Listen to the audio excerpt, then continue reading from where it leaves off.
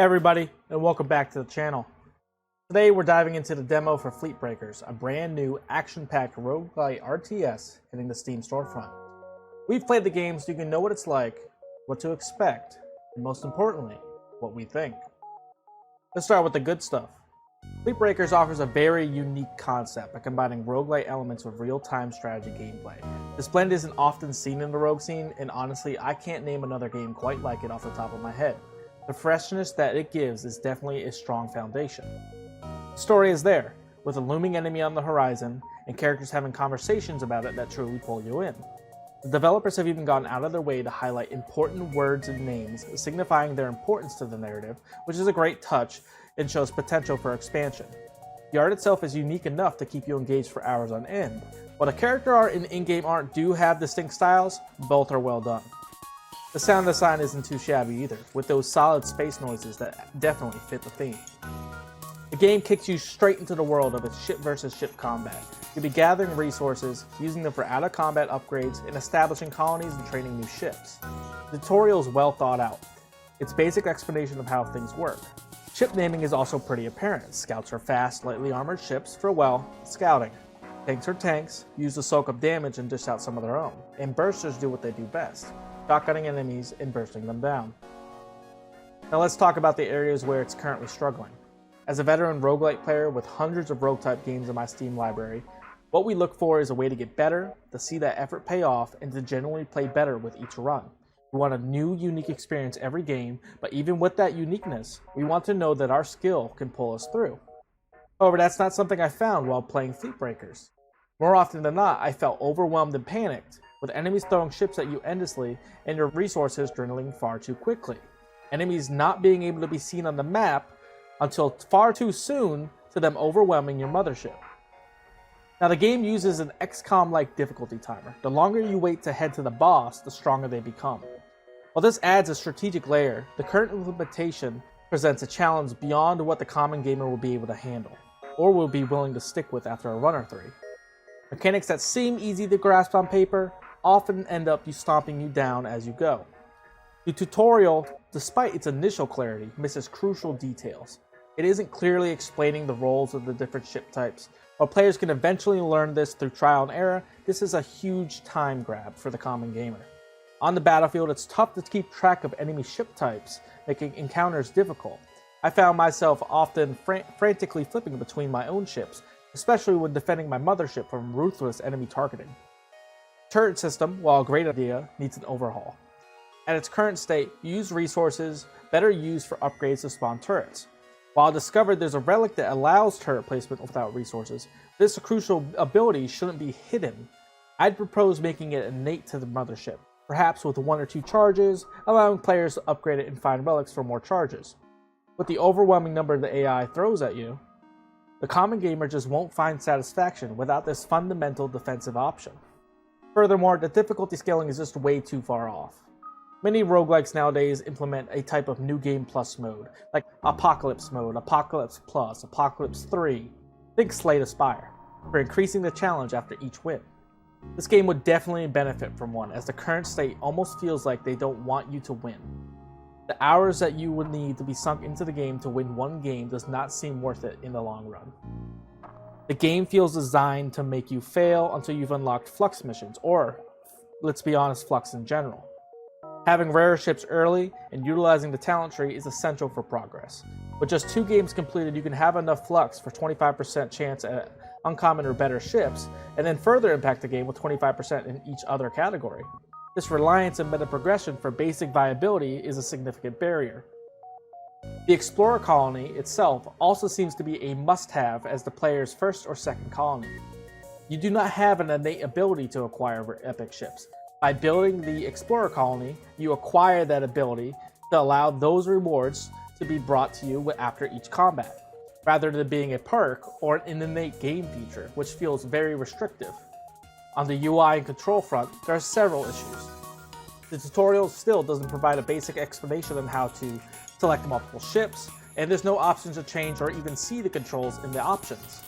The voice lines play every time you select a ship or select them to move, which gets tiresome and old very quickly when you're switching between them tens or even hundreds of times per match. A simple option to select all ships or to make a squad would go a long way. Selecting multiple ships and putting them to maybe a button 1 or 2. The controls themselves feel more in line with what a mobile game would be looking for, almost as if that was the original intention before the switch to a mainline PC game. Now let's throw off some bullet points. Here's a full rundown of some of the more significant cons we found. It's too unforgiving for players before you unlock the talent tree and even after you unlock the talent tree unlocking. Important ships and information are locked behind achievements, requiring multiple playthroughs to get to the big picture. Controls are unable to be changed in the game's current state. The voice lines should honestly be on a time limit rather than played every time you select or move a ship. There's no real tutorials on the pros and cons of each ship. Difficulty scales too quickly to grab a foothold in most games. The terrain is hard to click. To view benefits and cons, and some icons don't match what they do, like the shield terrain, which looks like a booster.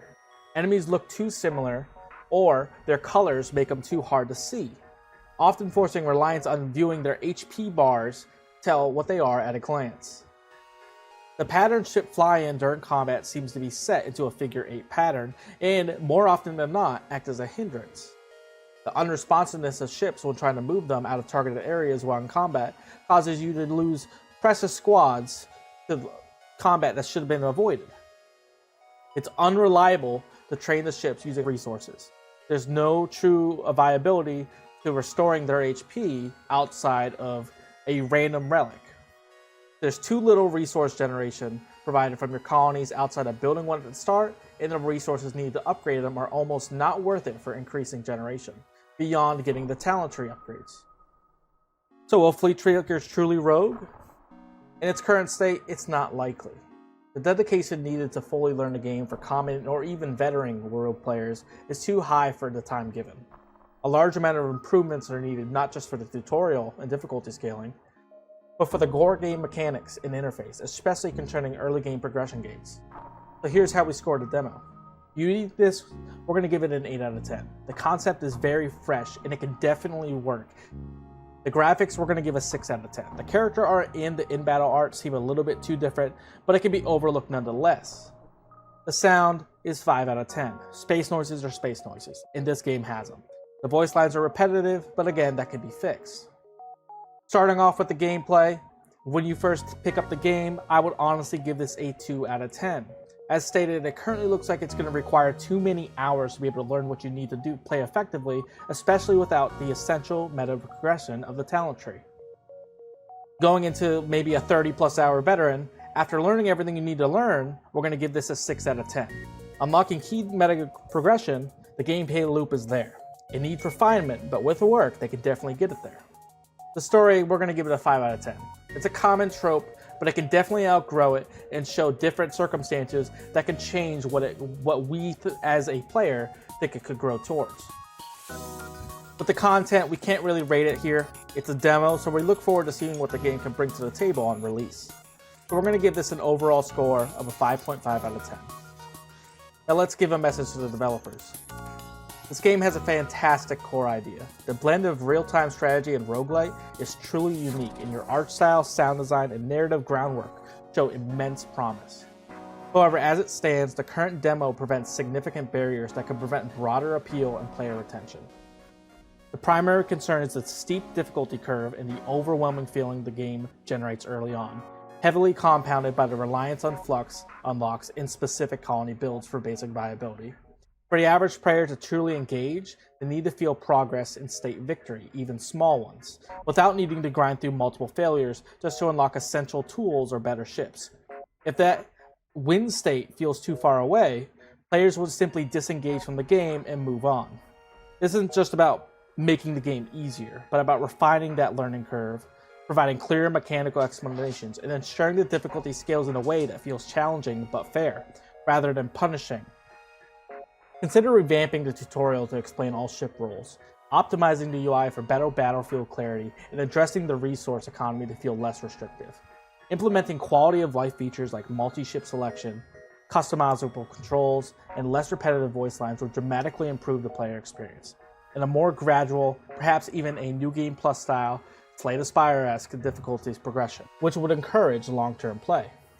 Think about making core advantages, like reliable turret deployment or epic ship drops, more accessible or inherent rather than locked behind specific meta progression or colony choices. If your goal is to exclusively capture a niche audience of hardcore, space-loving, real-time strategy players seeking a brutal roguelite, you might be on track. But if you envision a wider appeal, the points we've highlighted are crucial for transformation. We genuinely believe Fleetbreakers has the potential to be something special with these refinements, and we're eager to see how the game evolves. Now, thank you all guys all for watching. If you liked my review, make sure you click subscribe right there. We're going to be reviewing a lot of games. And if you love the video, make sure you click like. Everybody can have a great day.